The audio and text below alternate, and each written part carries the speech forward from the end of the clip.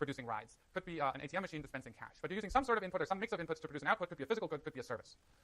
So are firms important? Yes, firms are very important. So what percentage of GDP do you think comes from firms? That was pretty good. A little bit less than that. 84%, right? So about 84% comes from firms. How much do you think comes from government? You're a big government. Close. Yeah, it varies a little. My numbers are a little bit old. I should get you the new ones. It's somewhere near 10% usually. Somewhere between 9 and 12%. And NFPs are not-for-profits. Go not-for-profits, right? We all love our not-for-profits. Anybody here work at a co-op? Yeah, well, you go, right? Not-for-profit. You are providing a service, either housing or bagels or whatever it is. But the goal here is to provide a service at roughly average cost. Nobody makes profit at the end of the day, right? So there are lots of not-for-profits in this country. Non-surprisingly, they don't supply a significant amount of GDP, but there's lots of them, and they're a very important part of the economy. Okay, so I'm going to focus on these guys right here. Okay? I'm going to focus on firms themselves. I'm going to focus on firms that are interested in maximizing profits. Does this mean I personally don't care about not-for-profits? Exactly the opposite. I care very much about not-for-profits. But the way economists think about firms is these profit-maximizing firms that supply most of the goods and services in the economy. This goes from the 7-Eleven at the corner to the cab driver to the Fords and other companies that you see in the newspapers all the time. So let's focus on these for-profit firms. For-profit firms come in 3 flavors. They come in more if you're a law student, right? But 3 sort of general classifications here. They're sole proprietorships. They're one owners, right? So in 1997, I started a web publishing firm. It was amazing. I didn't stick with it. I became an economist instead. I probably would make a lot more money if I would have stuck with it, but I'm having more fun here. Sole proprietorship, one owner, right? You start a firm. You produce some output. Somebody pays you money for it on your taxes. You get 1099s, or you are the firm. One owner, or you have a coffee card or a hot dog card. I mean, there's lots and lots of firms like that. Then there are partnerships, which are jointly owned and run. So that could be you and your buddy form a partnership, or this could be the McKinsey's, which is one big consulting firm of the world, where a set of partners jointly own and run the firms. The last group of firms we have are corporations. Corporations are owned by shareholders, right? So you can buy a little piece of the firm on a stock exchange. So you log onto your E-Trade account, and you can own part of Apple if you want to. Do you run the firm? No, right? The firm is run by a board that appoints the CEO, and the CEO ultimately runs the firm under the supervision of the board. So if we're looking at the number of each of these types of firms, let me rephrase that. Yeah, expressed as percent is the right thing here to do. So if we're looking at the percent of the total number of firms here, so count all firms, that be the total number of firms, and the percent of that number that are sole proprietorships, it's actually 75% of all firms are sole proprietorships. That shouldn't be surprising. Dry cleaners, hot dog vendors, people cleaning car windows, all kinds of people who have their one-man firms. Partnerships are about 7%, and corporations are about 18%. But do sole proprietorships produce this equivalent share of GDP? So how much output, the value of output they produce? Well, sole proprietorships, even though they're 75% of all firms in number, they only produce 6% of overall GDP. Partnerships, another 5%, and almost 90% of the GDP that comes from for-profit firms comes from corporations. Right? Exxon is huge. Ford Motor Group is massive. AIC, massive. Right? So there are lots of these firms that don't necessarily have the same ratio of labor to value of GDP as a sole proprietorship has. So big companies, big corporations are responsible for the lion's share of value added or GDP that comes from corporations, even though they represent a relatively small share of the number of corporations. Okay, so let's think about what people's objectives are. What do I mean by objectives? Think back for a second about the consumer. The consumer's objective, as you remember, is to maximize his or her utility subject to a budget constraint. Right? So the objective is to make yourself as well off as possible. So employees in a firm, what they're going to do is they're going to supply labor according to the model that I showed you. In exchange, they get an hourly wage or income, and they use that income that represents that Y in the budget constraint that you had before in the consumer choice model and prices to maximize the utility subject to the budget constraint. So this Y, this income that we've taken as exogenous before, you walk into a store with $10, actually comes right out of your labor-leisure decision, right? And you're going to choose between labor and leisure depending on the wage you're offered. That determines your income. Then you turn around and spend that income on Reese's and Hershey's, right? This is how this is all linked. So employees choose to supply labor, right? They maximize their utility to choose between income and hours worked, and then maximize their utility based on their consumption choices after that. Owners of firms, and you can think of Mr. Burns here if you want. So I've only seen 2 Simpsons episodes in my life. I'm saving them all for retirement so I can spend my retirement watching all Simpsons episodes ever because I like them very much. You can think of Mr. Burns here, right? Cool character. What do owners of firms do? Owners maximize profits, right? They're interested in maximizing the difference between revenues and cost. This doesn't make them evil, and we can talk about evil if you want.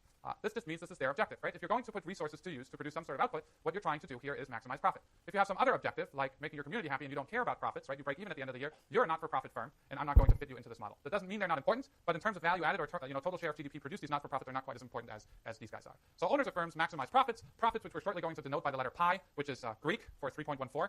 Pi equals revenue minus costs, right? So the total amount of money you take in from selling the goods you produce minus the total cost of producing those goods. That's profits.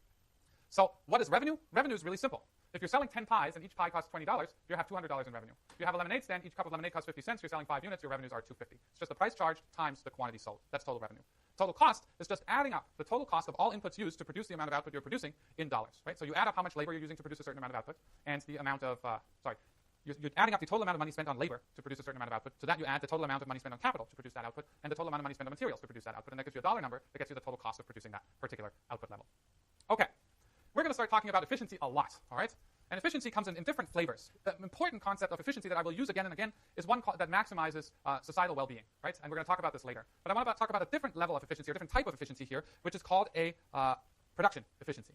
So production efficiency simply means you're using all your inputs as efficiently as possible. You couldn't rearrange who does what in a firm, use the same amount of labor and materials and capital, and squeeze more output out of those inputs. Given the set of inputs you have, you're squeezing the most possible output out of them you can.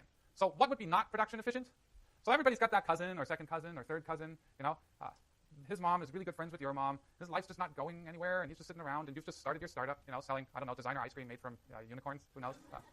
And his mom calls your mom, and your mom calls you, and you're like, hey, Mom. And she's like, well, this Max, his career isn't going so well. Can't you hire him? And I'm like, I like the guy. He's a lot of fun, but he's just going to sit around and do nothing, right? So you hire him because you do what your mom tells you, all right?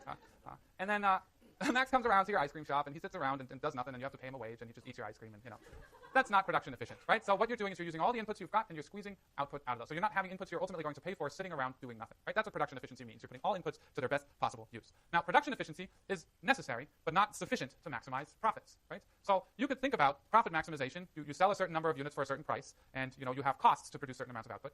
So if you have labor and capital as two ways of producing the same output, right? If your only option is to buy an ATM machine made out of solid gold, covered in platinum, that's signed by, I don't know, Lady Gaga. It's the most expensive ATM machine you could think about. Or dispensing cash by using individuals standing behind a counter dispensing cash, and wages are really low. It's probably a lower cost way to use the low-paid individuals to dispense cash than to buy that ATM machine for $79 million, right? So you could produce the same output if you bought the ATM machine, and you had it running all day and everything. You could dispense cash, and it would do its job, but it would be much more expensive to doing it that way than paying a bunch of low-paid individuals to dispense cash manually. So what I mean is you could use a piece of equipment or an individual efficiently in the production sense, but it doesn't necessarily mean least cost, right? And this will become more apparent when we're thinking about how to mix capital and labor. And I'll give you my favorite example because I found this fascinating. So if you go to other places, and you watch how they tear down buildings, I find this fascinating.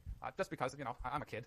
So how do you tear down a casino? Wow, in the U.S. Anybody seen Ocean's 11? Yes, you have. The new one, right? How does it start? Andy Garcia stands there with Julia Roberts next to him. And then you see him say, well, we're going to tear down this casino and build a new one. And how do they do it? Boom, casino collapses, right? Any labor used in that? Well, there were a bunch of individuals that tied sticks of dynamite to the hotel, but it's all capital, right? So then you go to Hong Kong, which is not anymore, but you used to, and you watch how they tear down skyscrapers. How do they do it? Dynamite? Dudes with wheelbarrows, hammers, and shovels, right? So it's all manual labor until the very end. Why do we do it all capital here and all labor there? Because labor is really expensive here and capital is cheap, versus labor in Hong Kong at the time was really inexpensive and capital was relatively expensive. Plus, blowing up skyscrapers for tearing them down in urban settings is just really dangerous. But the point here is whether you choose labor or mostly capital is going to depend on the relative price of the two goods. So you could use all your capital or all your dynamite to tear down a building, but the cost minimizing choice is going to depend on the price of the two. All right, I'm going to stop here with a quick quiz, so it was worth your while to come here. It'll be really easy, okay? How about you rip out a little sheet of paper somewhere,